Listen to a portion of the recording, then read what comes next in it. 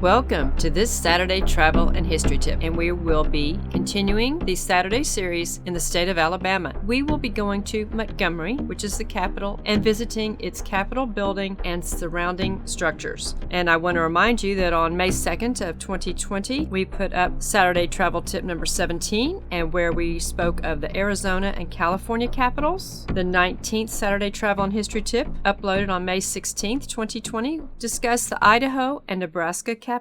And then the 37th Saturday Travel and History Tip, uploaded on September 19th, was the Oklahoma capital and Oklahoma City. But today we will be going to Montgomery. And we've actually been in Montgomery in a previous Saturday Travel History Tip, but didn't focus as much as we are going to today. Welcome to Montgomery, Alabama. We are touring the capital city of Alabama and all the wonderful sights in the downtown area. It is a gorgeous day, as you can see.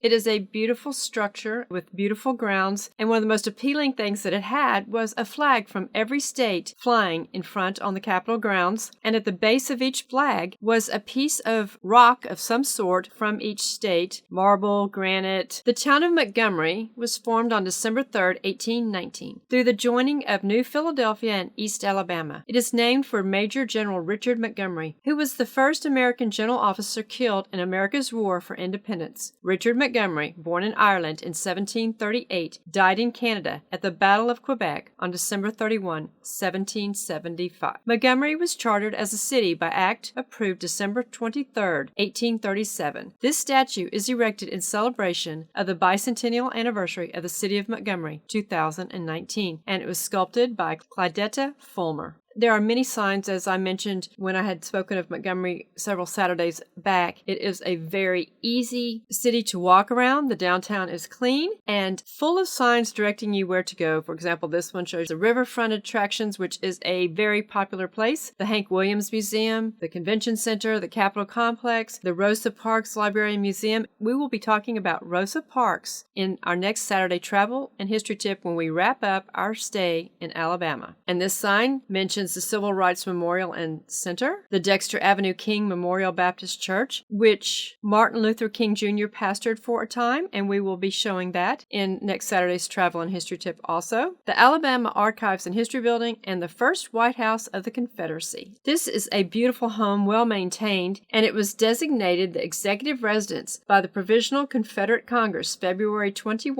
1861. President Jefferson Davis and his family lived here until the Confederate capital moved to Richmond the summer of 1861. Built by William Sayre in 1832 to 1835 at Bibb and Lee Streets. It was moved to this present location by the First White House Association. You could spend hours walking around the city of Montgomery downtown area, reading all the signs, and here's one that says Montgomery's first election. It was held January 3rd, 1820. That is over 200 years ago. I know you can do math, but it just seems incredible, doesn't it? And then this sign talks about Alabama's first capitals. Where most state capitals are today were not the original capitals of most states. Find out if your state capital has always been the capital, and I bet there's a good chance you'll find that it was not. It is a grand building, a beautiful structure, very well maintained, as you can see. And one of the famous things that are on there is this star that is on the steps, and it reads, "Placed by Sophie Bibb, Chapter, Daughters of the Confederacy, on the spot where Jefferson Davis stood when inaugurated President of CSA, February 18, 1861. That's President of the Confederate States of America. And this is walking and standing where history was made. As we walked down the street, we came across this winter building. And what's interesting about this building is that on April 11th, 1861, Confederate Secretary of War Leroy Pope Walker sent telegram from the second floor offices of the Southern Telegraph Company to Charleston authorizing Confederate General P.G.T. Beauregard to fire on Fort Sumter. Subsequent bombardment was first military action of war between the states. Who knew where the order was given via telegram to fire on Fort Sumter and start the Civil War? And as this sign says, telegram which began war between the states. Montgomery, April 11, 1861. And here's a statue of Jefferson Davis on the Capitol grounds. Soldier, scholar, statesman. He was born June 3, 1808, and he died December 6, 1889. A graduate of West Point Military Academy, he served the United States as Colonel of Mississippi Volunteers, Mexican War, member of House of Representatives, Senator, and a Secretary of War. Inaugurated President of the Provisional Government, Confederate States of America, February 18, 1861. And this is the site where the United States flag was raised over Alabama Capitol, April 12, 1865.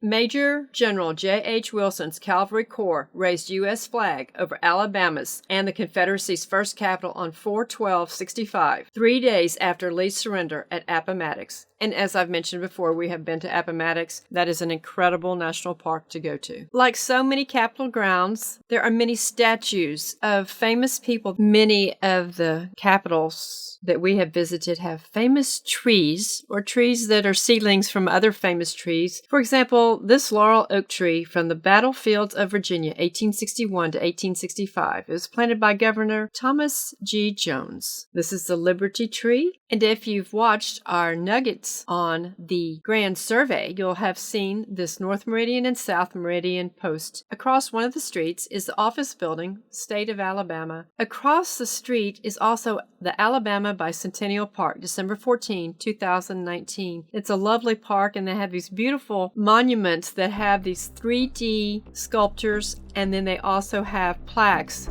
explaining that period of Alabama history, and they're absolutely phenomenal. And it will take several hours just to read each one of these signs. The Alabama State Capitol has been designated a registered National Historic Landmark. American history. Learn it. Love it. Appreciate it. Thank you.